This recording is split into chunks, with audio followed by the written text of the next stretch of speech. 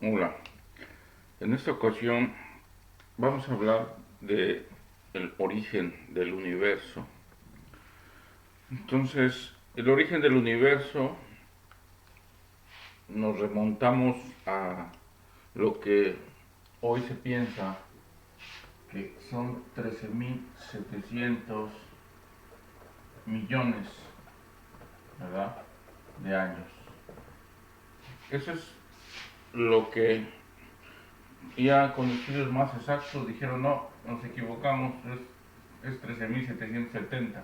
Y al rato, esto lo van a estar jugando, van a estar cambiando. Son datos aproximados, aparentemente científicos, recordando que lo científico sigue un método, ¿verdad?, de observación, de experimentación, hipótesis, teoría y ley. Ese es el método científico. Bueno, los datos que se tienen, tenemos que hablar del origen del universo y pensar, reflexionar, razonar. Aquí obviamente todos los seres humanos somos libres de razonar, de pensar. Entre más conocimiento tengamos, más elementos, eh, enriquece nuestra mente, enriquece nuestro pensamiento y nuestro raciocinio puede ser más interesante. Por eso es importante ir teniendo conocimientos y también cuestionarlo todo. El hombre, al cuestionarlo todo, avanza. Ahora, mucha gente se conforma, se limita, ¿verdad? A que lo que le dicen otros y lo cree. Le dicen una cosa y lo cree. Y nada más le dicen es científico y lo cree, ¿verdad? Sin saber si realmente es científico o no, ¿verdad? O por qué se dice que es científico, ¿sí? Bueno, vamos a basarnos en las últimas investigaciones hechas por los grandes físicos que concluyen, incluyendo gente de diferentes partes del mundo, que concluyen que el universo puede tener 13.770 millones de años o 13.800, lo que sea. Pero la primera pregunta que se nos antoja razonar es: ¿de dónde sacan ese tiempo? ¿En qué se basan para decir que tiene ese tiempo o que tiene esa edad el universo? ¿Sí? Porque quiere decir, vamos a razonarlo así, vamos a ser un poquito razonable, jugar con el raciocinio, con los pensamientos.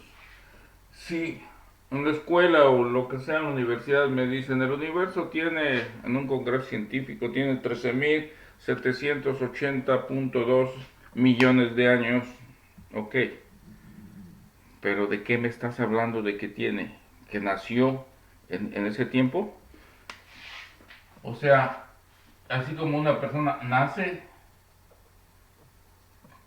si nace algo, cualquier cosa que nace, bueno, tiene un antes, o sea, tiene un origen. ¿Qué lo produce? Porque el primer paso lógico, nada sale de nada.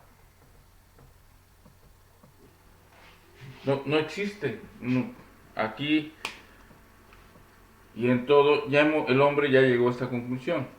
Nada sale de nada.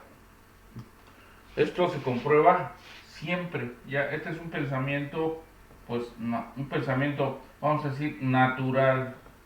Este es un pensamiento real, ¿sí? Nada sale de nada. Entonces, ¿de dónde sacas que nace o que inicia en esta época? Si inicia, ¿de dónde inició? O sea, no puede ser este concepto.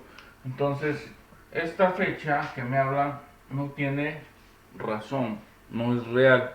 Entonces, si desde algo que me das no es real, porque no pudo haber empezado aquí, tuvo que tener un antes. ¿Qué, entonces, ¿qué sucedió antes? ¿O qué hay antes?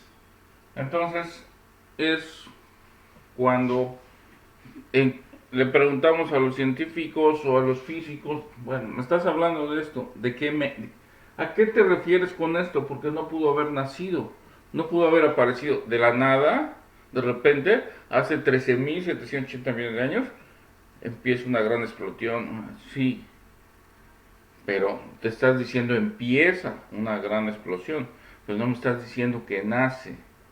Entonces, ¿qué hay antes?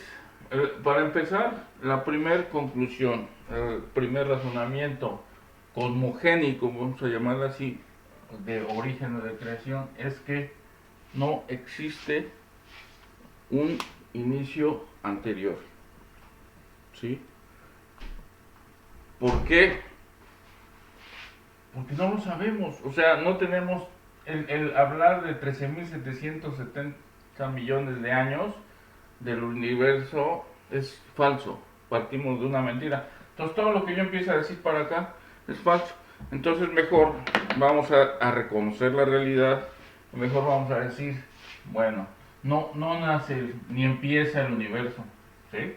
No pudo empezar en esa fecha, ni en esos años. ¿Sí? Bueno, entonces si no nace, vamos a quitar que nace. Vamos a decir, ¿en qué te basas para decir? Bueno, es que el universo está comportándose, que se está alejando como todo se está alejando, como si hubiera ocurrido una explosión, un punto, un lugar donde explotó algo y todo el universo está en continua expansión. Bueno, está bien.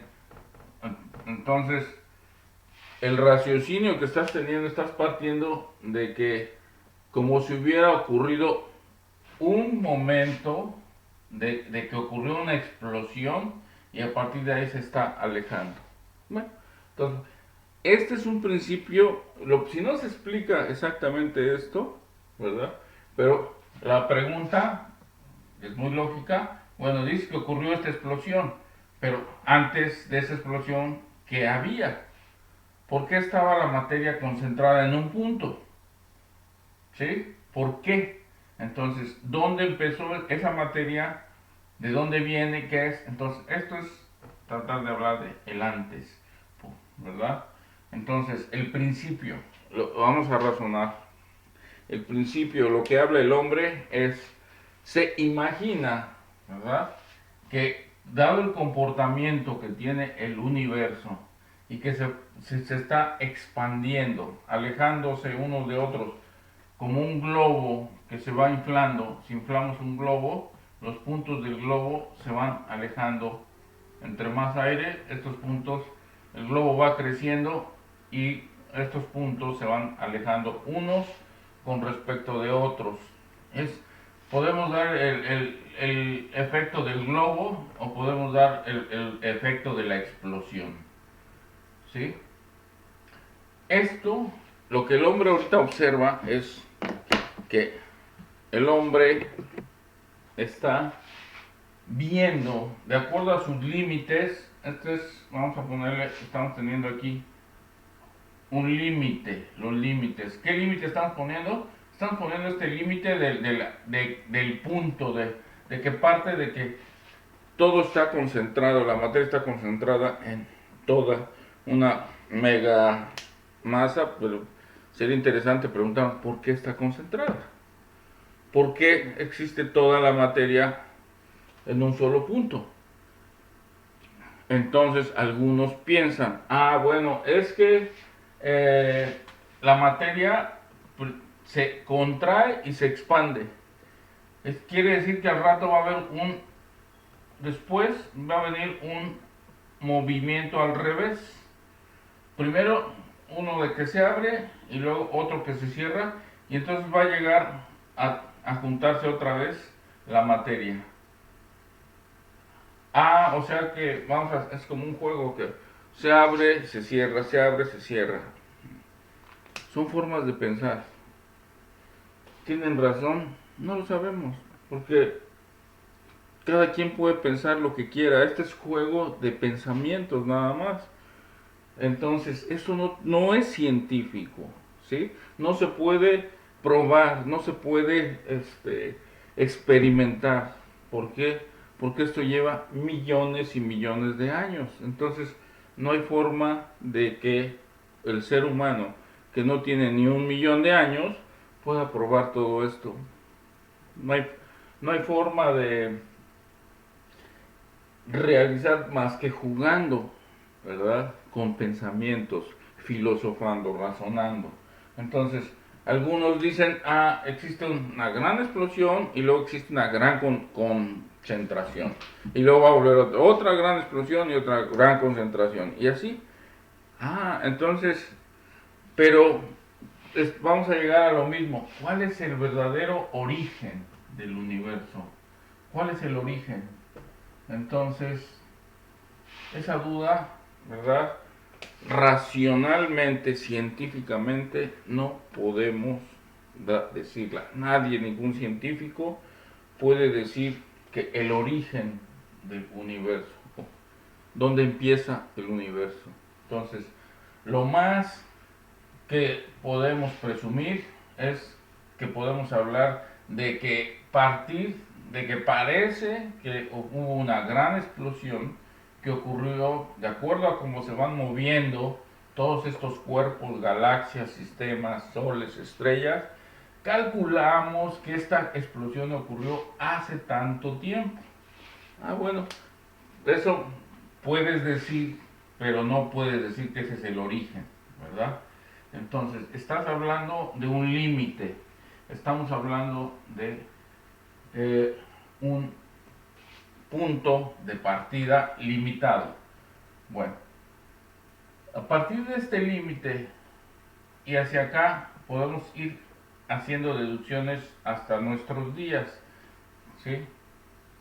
Sin embargo, estamos limitados a un universo que tiene un comportamiento limitado. Entonces, observamos que existe entonces un universo que le vamos a llamar el universo físico, ¿verdad? Podríamos decir entonces que el universo existe lo físico, pero existe también lo no físico.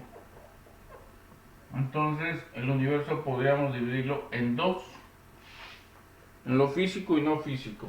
O el universo podríamos dividirlo, es lo mismo decir lo que se ve y lo que no se ve. Siguen reglas muy diferentes, ¿sí?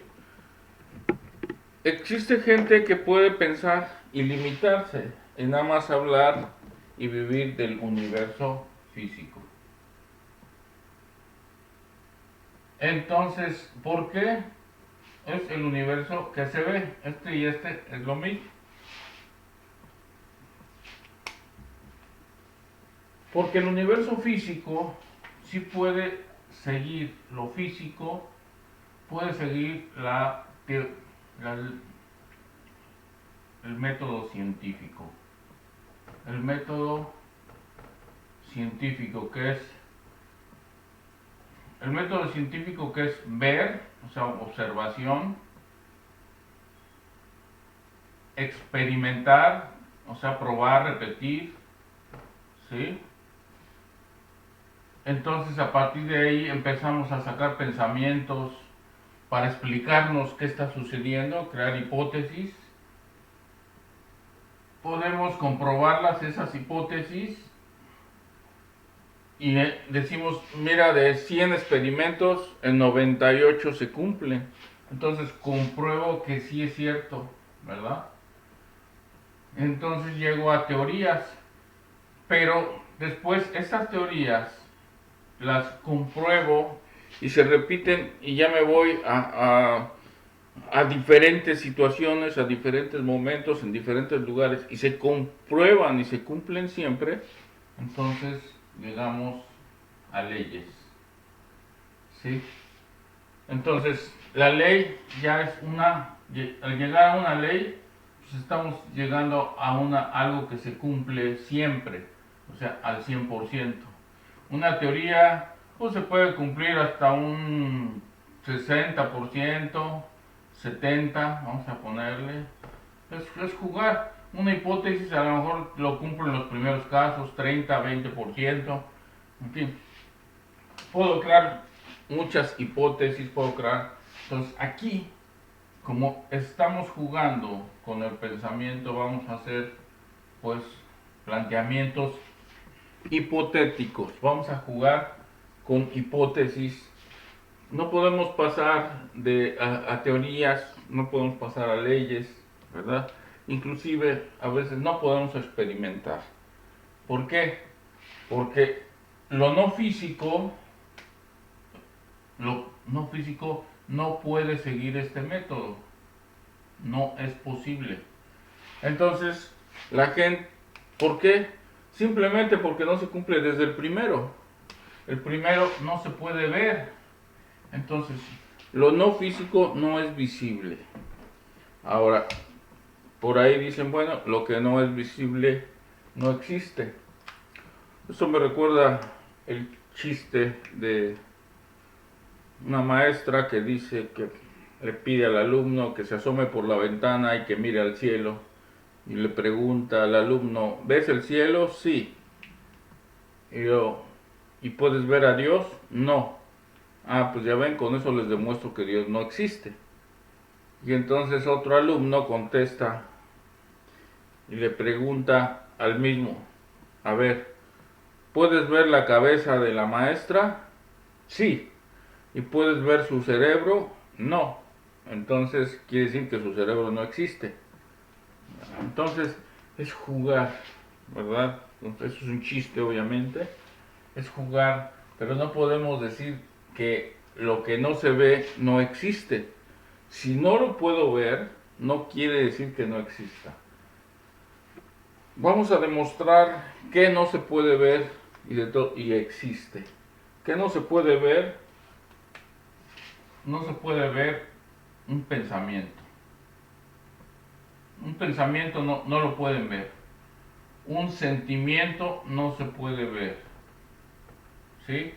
Por ejemplo, la fe, una creencia, hay cosas que no se ven. ¿Sí? Todo esto no se puede ver. Ahora, pues habrá gente que dirá, como no se ve, yo no creo. Bueno, pues a lo mejor, o sea, somos libres de pensar como queramos, pero el que piensa que no existe el amor, que no existe el odio, que no existe el pensamiento, que no existen muchas cosas que no se ven, creo que está fuera de realidad. Porque el hecho de que no se vean muchas cosas no quiere decir que no existan. ¿Sí? Entonces, aquí llegamos a una conclusión interesante. El universo lo podemos dividir entonces en lo que se ve y lo que no se ve. Entre lo físico o no físico. Podríamos llamar el universo visible y el universo invisible. Entonces, el universo visible